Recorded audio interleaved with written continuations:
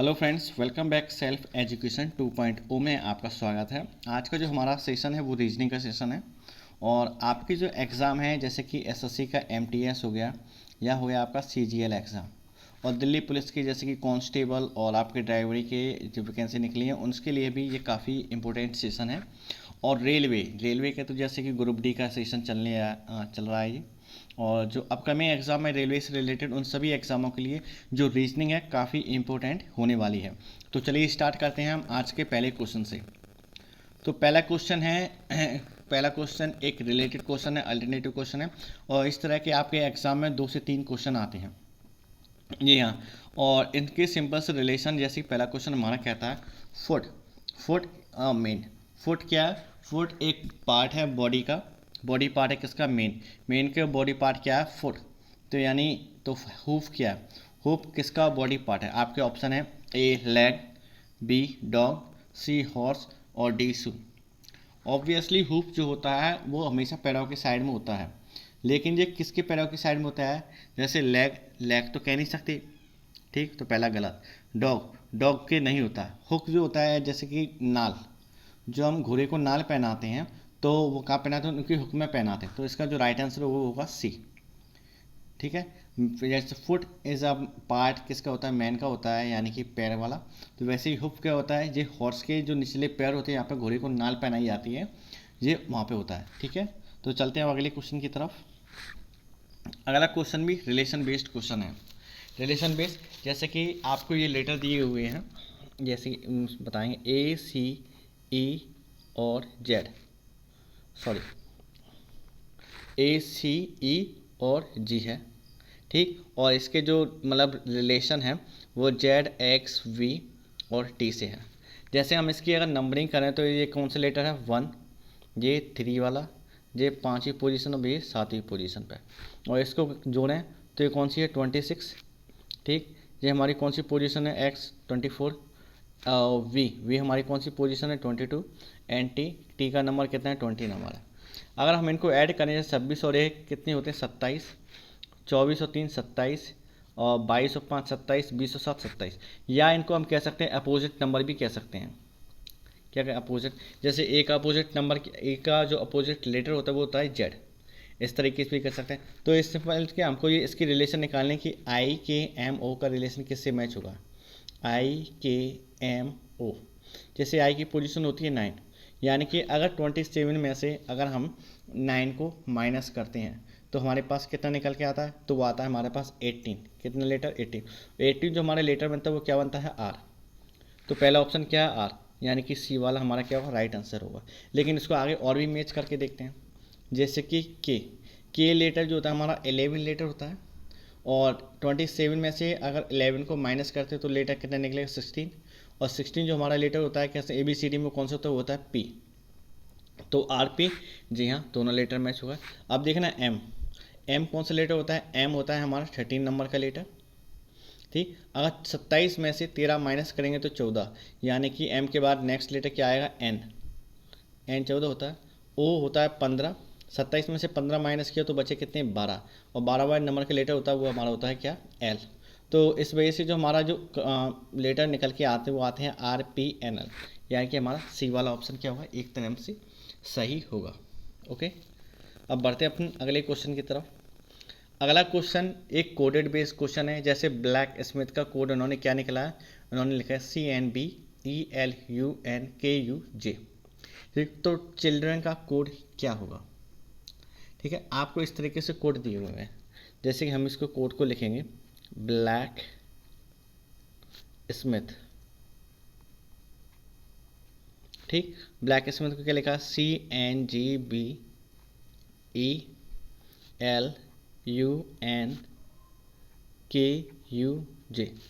ठीक है। अब देखो ना, बी के बाद क्या आया? सी, यानी कि +1। एल के बाद क्या आया है? एन, यानी कि एम और एन, यानी कि +2। ए के बाद बी +1, सी के बाद ई, यानी कि +2। अब देखना यहाँ पे +1 हुआ है, +2, +1 +2। अब ऐसे ही फिर के बाद एल, यानी कि +1, एस के बाद यानी टी यू, यानी कि +2। यानी कि हमारी जो सीरीज़ रिपीट हो रही है वह +1 और फिर +2 की सीरीज़ रिपीट हो रही है। तो उसके अकॉर्डिंग जो हमारा चिल्ड्रन का बनेगा, जैसे चिल्ड्रन में +1 करके देखेंगे तो सी के बाद क्या आएगा डी, ठीक। और एच में +2 यानी कि आई जे, तो डी के बाद क्या आएगा जे, ठीक। डी जे है यानी पहले वाले में डी जे नहीं, तो पहला वाला हमारा ऑप्शन से निकल गया, खाली 3 बची। अब आई में क्या होगा +1, तो डबल जे हो जाएगा डी जे, ठीक है। यानी कि हमारा सी वाला भी ऑप्शन क्या होता है हुआ डिलीट, ठीक है। अब आई के बाद जे आ गया, अब एल के बाद यानी कि +2 होगा, +2 में क्या होगा एल एम और एन, यानी डी डबल जे क्या होगा एन, फिर सिंगल होगा, डी के बाद क्या होगा ई, एन आर के बाद डबल यानी कि आर एस टी होगा, ठीक। फिर आएगा सिंगल लेटर ई के बाद क्या आएगा एफ, तो एफ जो आया देखिए हमारे इसमें क्या ई है, तो यानी कि ये वाले से हमारा 4th वाले ऑप्शन गलत, तो हमारा क्या आंसर आएगा, आंसर आएगा हमारे पास बी। सिंपल है, कॉन्सेप्चुअल है, +1 +2 +1 +2, पहले लेटर में +1 होगा, सेकंड लेटर में +2 होगा, और इसी सीरीज़ को हम आगे बढ़ाएंगे और हमारा सिंपल से आंसर निकल आएगा। ओके, अब चलते हैं हम अगले क्वेश्चन की तरफ। अगला क्वेश्चन है 17 + 17 क्या जो कोड बना है 289, ओके। और 18 + 18 का कोड बना है हमारा 324 और 5, 19 का कोड बना है 361, 36 और 15, तो 23 का कोड क्या होगा, ओके। जैसे कि हम जानते हैं इसमें जो हमें ये 17 और 17 जोड़ेंगे कितना बनेगा 34, और इनको सबको ऐड करो 9 5 14 और 8 और 2 10, 10 और 14 24, यानी कि प्लस करने से मैच नहीं हो रहा है। सेकंड सी मल्टीप्लाई तो काम आएगा ही नहीं, तो क्या आएगा 17 2 बार, अगर हम क्या करके देखें हम 17 का स्क्वायर करके देखते हैं, 17 का स्क्वायर कितना होता है वो होता है 289, लेकिन 5 लेटर नहीं है, चलो इसको ब्लैंक छोड़ देते हैं। 18 का स्क्वायर कितना होता है, 18 का स्क्वायर होता है 324, ओके हाँ मैच हो रहा है। 19 का स्क्वायर कितना होता है 361, और हमारे 23 का स्क्वायर कितना होता है, 23 का स्क्वायर होता है हमारा 529, लेकिन लास्ट का जो 5 नंबर है वो आपकी हर उसमें कॉमन है, ठीक है। यहाँ पे भी कॉमन है, तो यहाँ पे भी कॉमन है, यहाँ पे भी कॉमन है, तो यहाँ पे भी ऑब्वियसली है, आगे कोई सीरीज़ है वो कंटिन्यू तो बढ़ेगी, तो यहाँ पे भी हमारा क्या आएगा कॉमन आएगा, तो हमारे जो आंसर निकल के आया वो आएगा हमारा डी। डी क्या है, डी हमारे एकदम से राइट आंसर होगा, ओके। अगला क्वेश्चन है, अगला क्वेश्चन भी काफ़ी सिंपल और काफ़ी इजी है, यानी क्या आपको ये कॉन्सेप्चुअल क्वेश्चन दिए हुए हैं, आपको इनको क्या अरेंज करना है, जी हाँ आपको इनको मेजरमेंट करना है। जैसे कि ये हमारा जो स्थान है, जैसे इक्वल का अर्थ क्या मानेंगे, डिवाइड को मानेंगे, इक्वल जहाँ पे इक्वल है वहाँ पे हम क्या मानेंगे डिवाइड रखेंगे, इक्वल वाली जगह पर क्या रखेंगे डिवाइड, और प्लस है वहाँ पे अपन क्या लगाएंगे माइनस, मल्टीपल है वहाँ पे अपन क्या लगाएंगे इक्वल लगाएंगे, और यहाँ पे माइनस है, माइनस का अर्थ क्या लिखा है इन्होंने प्लस, और डिवाइड का अर्थ क्या है, जो डिवाइड है उसका अर्थ लिखा है इन्होंने मल्टीपल। अब ये तो ऐसे क्वेश्चन होते हैं इनमें कोई लॉजिक नहीं होता है, इनमें क्या होता है आपको step by step her equation में इसको वैल्यू को पुट करनी है, और इक्वल अगर मैच खाता है तो आपका राइट आंसर होता है, ठीक है। तो काफ़ी सिंपल, सबसे पहले तो इसको जैसे अरेंज कीजिए जैसे आपको 1 बाय 1 सॉल्व करना है। अब जैसे कि इसका जो डायरेक्ट मैं आंसर बताना चाहूँगा आपको सी, ठीक है। अब सी कैसी है, जैसे कि हमारा जो डिवाइड है, डिवाइड का में चेंज होगा मल्टीपल में, तो 5 इंटू क्या हुआ 3, ठीक है। अब हमारा जो माइनस है, माइनस का में चेंज होगा प्लस में, प्लस का 25, और प्लस है प्लस का में चेंज होगा, और प्लस जो हमारा चेंज होगा वो होगा डिवाइड में, तो आए 25 और सॉरी 20 आएगा, और इक्वल का में चेंज होगा, इक्वल चेंज हुआ डिवाइड में, तो आया हमारे पास 20 and then is equal to में आया 39। जब हम इसको सॉल्व करेंगे पूरी प्रक्रिया को तो आएगा हमारे पास 40 माइनस इक्वल में 39, और 39 इक्वल क्या हुआ 39, तो हमारा जो आंसर निकल के आया हुआ क्या है वो आएगा हमारा सी वाला आंसर, इस दा हमारा क्या हुआ एक तरफ से बिल्कुल राइट आंसर होगा, ठीक है। ऐसे ही क्वेश्चन है, इन क्वेश्चनों में कोई ट्रिक नहीं होती और ना ही इनके कोई कॉन्सेप्ट होते हैं, इनका तो ये होता है इनमें आई वैल्यू और इसमें पुट करो और अपना क्लियरली आंसर निकालो, ओके। अब जाते हैं हम अपने अगले क्वेश्चन की तरफ, क्वेश्चन नंबर 6। ये भी क्वेश्चन काफ़ी इंपॉर्टेंट क्वेश्चन है क्योंकि ऐसे क्वेश्चन ही आपके एग्जाम में पूछे जाते हैं। जैसे कि हमारे पास एक फिगर दिया है, इसमें लिखा है तीन टाइप के एरो दिए गए, ठीक है, 1, 8 और 27, 64, 125 और 16, 216।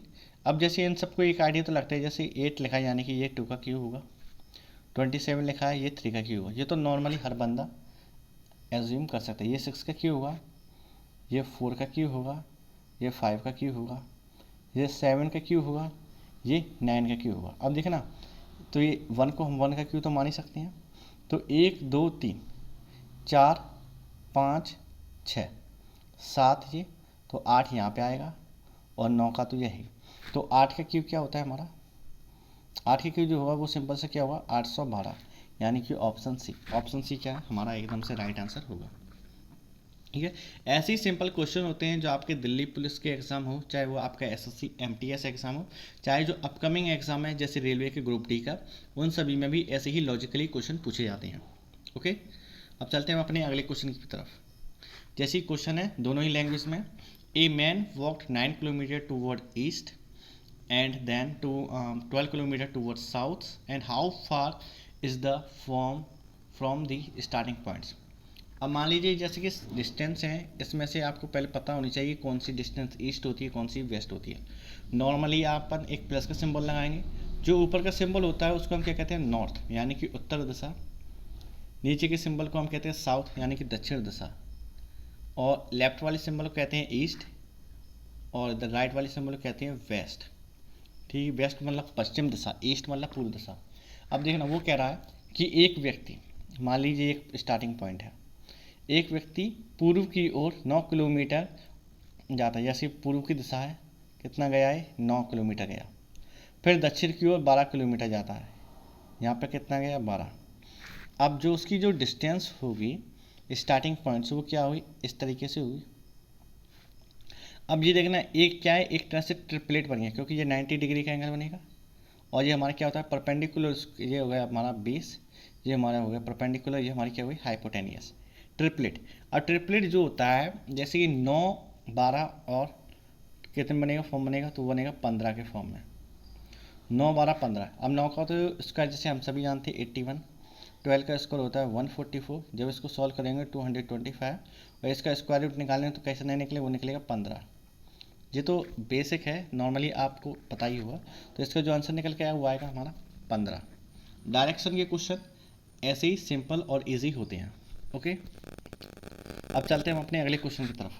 अगला क्वेश्चन कथन निष्कर्ष बेस्ड क्वेश्चन है। ये भी आपके कोई भी एग्जाम हो 2 से 3 क्वेश्चन, 2 से 3 तो आने ही आने हैं, और आप यदि लकी हुए तो ये 4 से क्वेश्चन आपके एग्जाम में आ सकते हैं। और ये एकदम पॉजिटिव क्वेश्चन हो, सॉरी आपके स्कोरिंग सब्जेक्ट होते हैं, यानी कि आपको सिर्फ अंडरस्टैंडिंग समझनी है और आपका क्वेश्चन सॉल्व।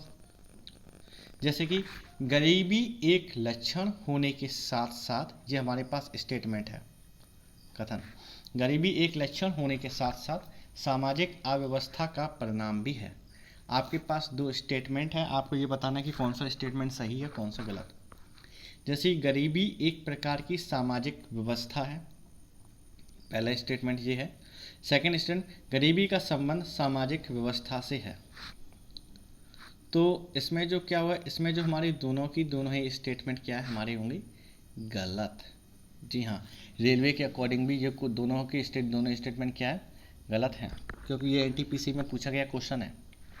जैसे गरीबी एक सामाजिक व्यवस्था है, गलत। इन्होंने क्या कहा, इन्होंने साफ कहा है अव्यवस्था है, तो यहाँ पे हमारा स्टेटमेंट क्या होता है गलत होता है।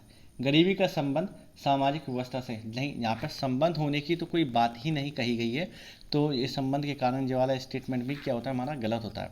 तो हमारा जो आंसर निकलेगा वो निकलेगा डी, ना तो 1 और ना ही 2। आपको छोटी छोटी चीज़ों को पकड़ के चलना है और सिंपल से आपका जो पेपर है ईजिली क्रैक हो जाएगा। ओके, अब चलते हैं हम अपने अगले क्वेश्चन की तरफ। अगला क्वेश्चन काफ़ी सिंपल क्वेश्चन है। आपको इसमें पूछा गया है कि इसमें कितने स्क्वायर हैं। ओके, अब देखना है ऐसे वैसे सबसे पहले इसी क्वेश्चन को सॉल्व करें ना, तो मान लीजिए इसमें 4 है, कितने ब्लॉक है 4, 1 2 और 1 2, ठीक है। तो यहाँ पे क्या होगा, जैसे 1 का स्क्वायर प्लस 2 का स्क्वायर बराबर कितने होते हैं 5, तो यानी इसमें कितने ब्लॉक हैं 5 है। लेकिन हमसे 4 ब्लॉक का तो पूछा नहीं गया, हमसे पूछा गया 16 ब्लॉक का। तो सोलर ब्लॉक को हम कैसे सॉल्व करेंगे? तो सोलर ब्लॉक को सॉल्व करने के लिए जैसे कि सिंपल से आपको एक डायग्राम में बना के दिखाते हैं। 1 2 3, 1 2 3, ठीक है, सेम डायग्राम हो गया। इसमें कितनी रो है? 1 2 3 4। कितने कॉलम है? 1 2 3 4। अब देखना इसमें क्या होगा, 1 का स्क्वायर, सॉरी 3 नहीं आया, 1 का स्क्वायर, 2 का स्क्वायर, 3 का स्क्वायर एंड 4 का स्क्वायर। ये इनके कॉन्सेप्ट होते हैं या इनके ट्रिक कह सकते हैं। 4 का स्क्वायर कितना निकल के आया 16, 3 का स्क्वायर कितना आया 9, 2 का स्क्वायर कितना आया 4 और प्लस 1। 4 और 1 कितनी होती है 5, और 9 और 26 कितने होते हैं? ये होते हैं 25। 25 और 5 कितने निकले? वो निकले 30। हमारे जो आंसर निकल के आया वो आया डी। तो डी क्या है? डी हमारा एकदम से राइट आंसर होगा। और ये क्वेश्चन ना सिर्फ एसएससी में बल्कि आपकी रेलवे और यहाँ तक कि बैंकिंग एग्जाम में भी रिपीटेड क्वेश्चन होते हैं। जी हाँ, ये क्वेश्चन होते हैं एज इट इज़ आपके एग्जाम में पूछ लिए जाते हैं और सिंपल से आपको पूछा जाता है कि इसमें कितनी फिगर्स हैं, इसकी काउंटिंग करो। क्योंकि काउंटिंग वाले जो क्वेश्चन होते हैं वो हमेशा एग्जाम में आते हैं। ठीक है, अब चलते हैं हम अपने अगले क्वेश्चन की तरफ। अगला क्वेश्चन ये है, find the part which represent those actors who are also singer. यानी कि इनमें से कौन सा हिस्सा है जो वो एक्टर है जो एक्टर के साथ साथ क्या है, सिंगर भी है। जैसे कि जो वाले ब्लॉक में क्या हमारे कॉलेज स्टूडेंट है, और जो वाला जो ब्लॉक है इसमें क्या हमारी सिंगर है, ठीक, और हमारी क्या एक्टर। तो हमें ये दोनों ब्लॉक ही चेक करनी है। उसका कहना ये है कि वो एक्टर भी हों और सिंगर भी हों, लेकिन उसने कॉलेज स्टूडेंट्स से यहाँ पर कोई रोल नहीं बोला है। यानी कि हो भी सकती हैं और नहीं भी हो सकते हैं।